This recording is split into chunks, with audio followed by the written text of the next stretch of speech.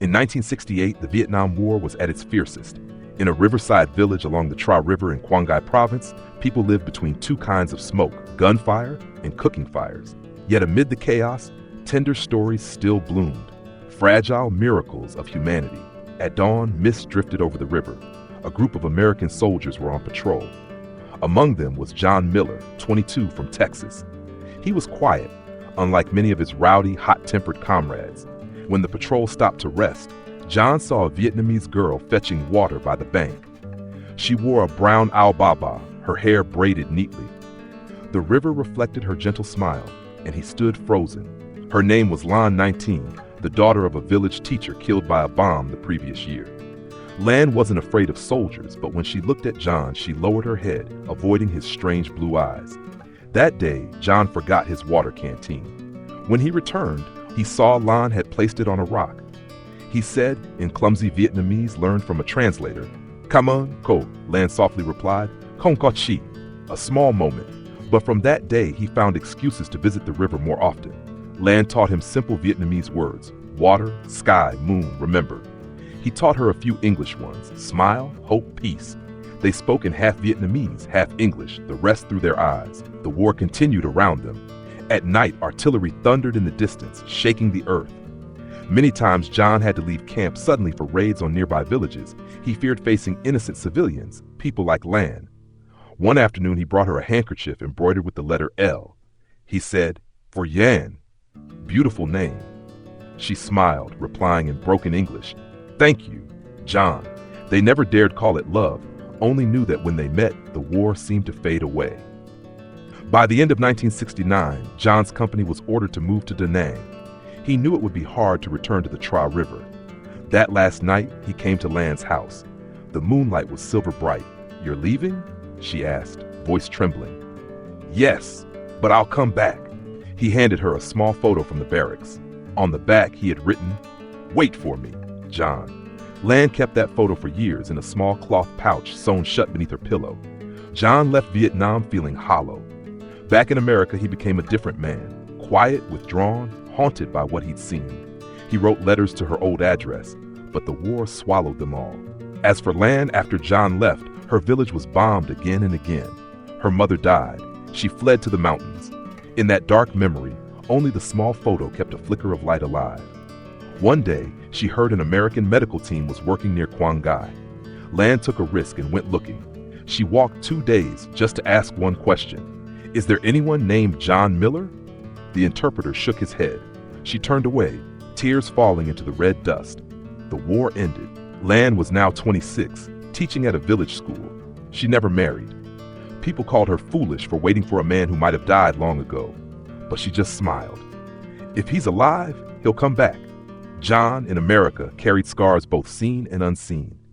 The war had stolen his friends, his faith, and the woman he loved. He tried to forget, but every night he dreamed of a river and a girl carrying water. In 1989, John read a newspaper article about U.S. LAC veterans returning to Vietnam to find their memories. He decided to go. More than 20 years later, John stepped onto the soil of Da Nang again. No more bombs, only motorbikes and the laughter of locals. He rented a car to Quang Ngai, following the dirt road that led back to that old river. The riverbank was still there, but no familiar houses remained. He stood, staring at the flowing water, empty inside.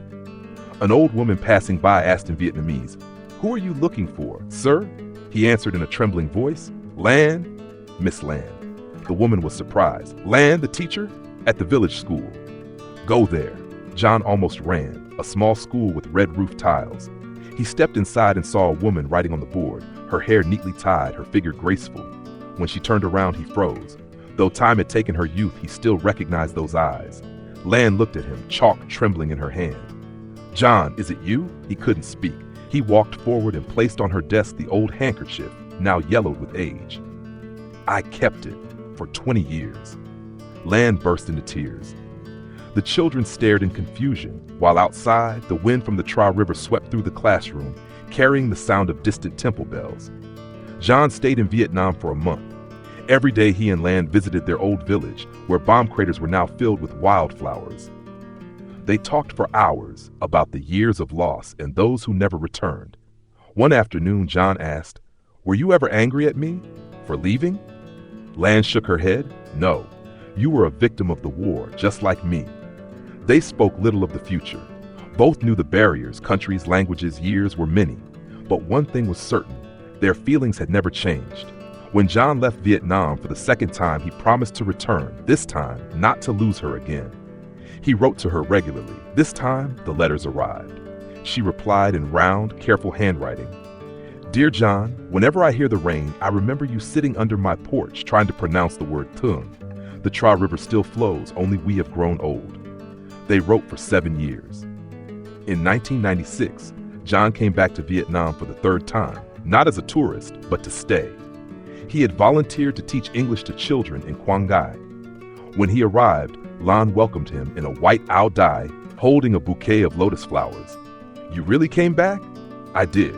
And this time, I'm not leaving." They had a simple wedding in a small temple by the river. No music, no gown, only bells, children's laughter, and 2 people who had waited half a lifetime.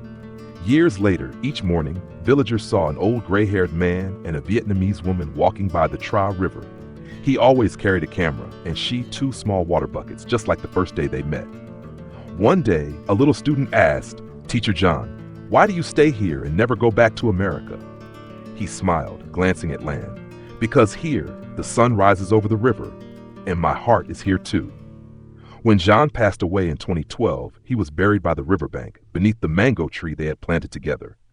Lan kept teaching, sometimes telling her students the story of the American soldier and the Vietnamese girl. Each time she told it, she smiled. War can take away youth, but it cannot take away humanity. One morning, people found Lan sitting by John's grave, wearing a white ao dai, her hair silver.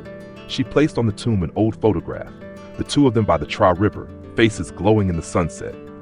The wind blew, sunlight sparkled on the river. It seemed the sun still rose where they once made their promise. Years later, American visitors to Quang Ngai still heard villagers tell their story. In the old village school, a black and white photo hung on the wall.